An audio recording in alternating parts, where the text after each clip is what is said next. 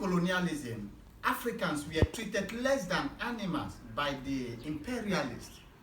We know what our people actually went through. For us that have carefully studied colonialism, imperialism in Africa, our people were treated, animals were even more better than local Africans. The way the white men were treating us. We don't want to talk about Philip Lopo that killed 15 million, 20 million Africans died during the transatlantic slave trade. What the Belgium authority did in Congo, what the British authority did in Kenya among the Kikuyu people and the Mamo people. We don't want to talk about that. But what I want to say is that during the peak of independence in Africa and in Nigeria, the aspiration of the people was high.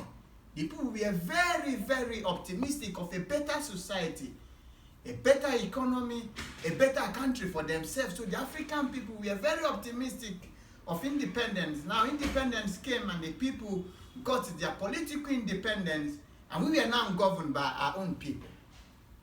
But the reality of the day, since we got independence, has made an average African man to be disappointed in his own country. For us in Nigeria, there is this simple slogan among the teeming youth. You hear Japa, Japa. The people are now desperate of leaving their own country because they are now living in their own country as if they were refugees. This is the reality on ground in Africa. So what we are facing is a deliberate and intentional creation by the political ruling class. Those who took over from the colonialists, those who take over government when the imperialists left during independence. They completely failed their own people. Leadership in Africa has completely failed. And that is the reason why we are where we are. That is why per capita index in Africa is low. Low savings, low investment, no good society for the people because of poor leadership. And the people have completely lost faith, not just in governance, but in their own country. Because they are living as refugees. But we have hope.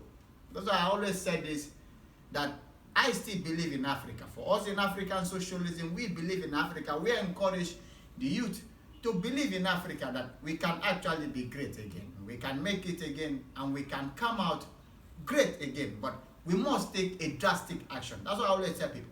For Africa to gain her pride, for Africa to come out of the state where she is today, for Africa to become a good place for her own people, there must be a drastic and a deliberate action. And that action must be taken by the teeming youth because the old brigade has failed us. Those in power today across Africa are old brigade. You can see the man who is in power in Uganda, how many years he has stayed. You can see the man who is in power in Equatorial Guinea, how many years he has stayed. You can see the man who is in power in Cameroon, how many years he has stayed. You can see them. They have completely failed their own people. For us to get Africa right, there must be a deliberate action, a proactive action to take. And that must come through a change of mind and thought, and through what I call revolution. It may not actually be a revolution of the power of the barrel, but a revolution of action, that the people must sit down and say, yes, this is the type of society we want. We no longer want this to be done in our society. This is the type of leadership we need to produce. People must be held accountable. That is one thing that must move Africa forward. Accountability is not seen in Africa, so people do things